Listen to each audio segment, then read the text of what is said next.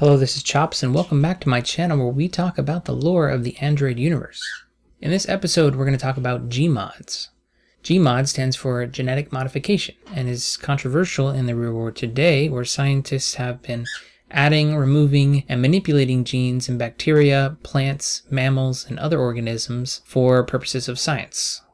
In the Android universe, genetically modified organisms are everywhere, from common household plants that might as well be made from plastic, to food crops that can grow on the harsh climate of Mars. Genetic crop corporations would even remove the ability for crops to reproduce to protect their products so that Martian farmers would rely on them to annually provide new seeds at an extortionary price. Genetically altered hogs, or gogs, are artificial life forms that are bigger than a human with stubby little legs. They have a head just big enough to accommodate the snout and its gaping mouth, no teeth, no eyes, no ears, and just about enough brain to find the food trough. The Gog was one of several genetic answers to feeding Earth's billions. Gmods have also been used to make a number of odd pets, from tiny giraffes to eight-legged mammals covered in lizard skin. Lots of humans are using a range of Gmods. Noise is probably the most notorious example of a superhuman intelligence and cognitive ability from modified genes in utero with an additional Gmodding throughout his life. With advancements in technology 50 years in the Android universe's past, it's been possible to give Gmods after birth. Anyone could walk into a gene clinic and inhale or swallow nanobiotic agents that would begin making changes to the basic human genome. As cells divided and reproduced normally, they would pass on the new genetic information.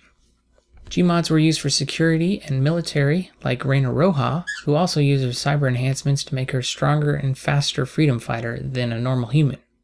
Medically, Gmods help with a number of genetic diseases, can correct vision, hearing, posture, and in the board game there was a card that mentioned a new Gmod that can supposedly extend a person's lifespan by 50 years.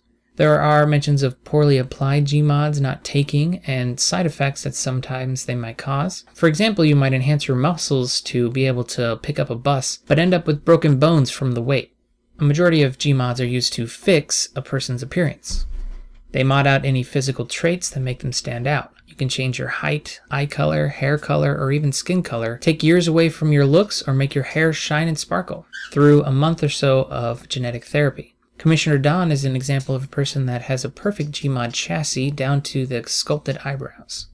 Human Gmodding and body modification has also gone beyond unnatural. You can give yourself eyes like a cat, bright purple hair, unnatural thinness, patterned skin, a face of a movie star, or a head like a wolf. In Strange Flesh, they describe wild side types, with scales instead of skin, or bodies shaped to look like werewolves, vampires, aliens, or dinosaurs.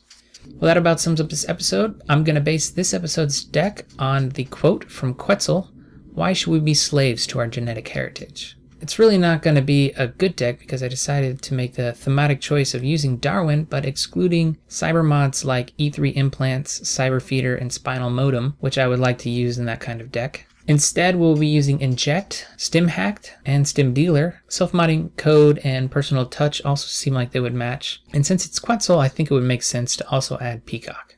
So thanks for watching, and subscribe if you want to see more of these videos. You can follow me on Twitter at Chops Channel, where I like to give lore insights of some of the new cards as they come out, and I talk a bit about behind the scenes and just some of the stuff that I find in the books and other source material.